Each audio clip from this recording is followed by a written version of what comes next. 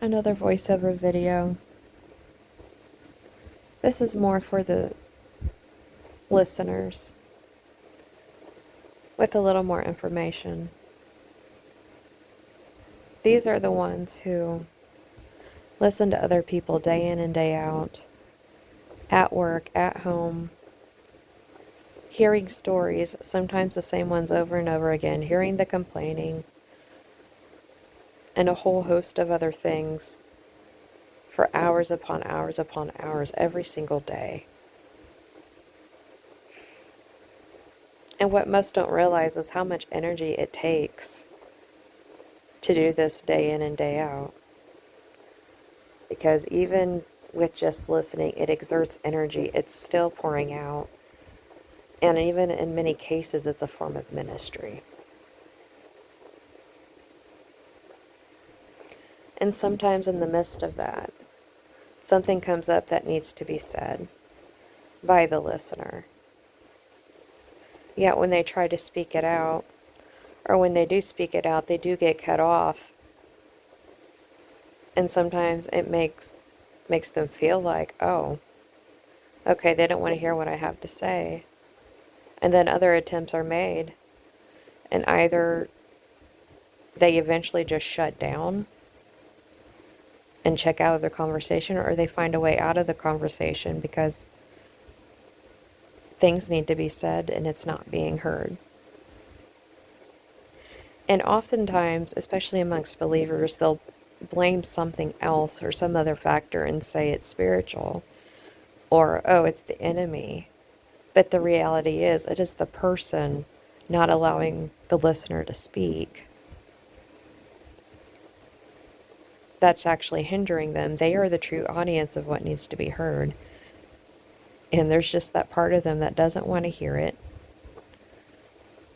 Or certain ones just love the sound of their own voice and they don't want to hear what somebody else has to say. Or it's some other issue inside that talker. So many possibilities as to whether or not it's a wound or a personality flaw. But the thing is, shutting down doesn't do any good. At the same time, you do find yourself between a rock and a hard place in that situation. So the best way to go about it is to continue trying to be honest. And every once in a while, it's going to take saying, hey, are you even listening? Are you even going to be willing to listen? And at the end of the day, it is good to establish a boundary.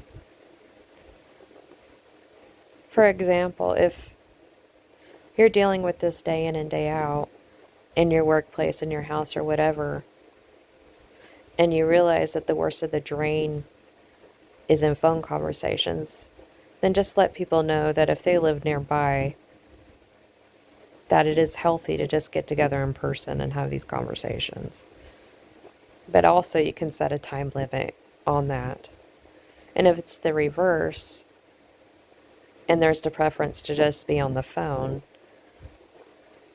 then let it be known. And you can even put a limit on the length of the conversation. If you feel like it's just going to go on for hours, you can say, I'm sorry, but I gotta go. And it's healthy.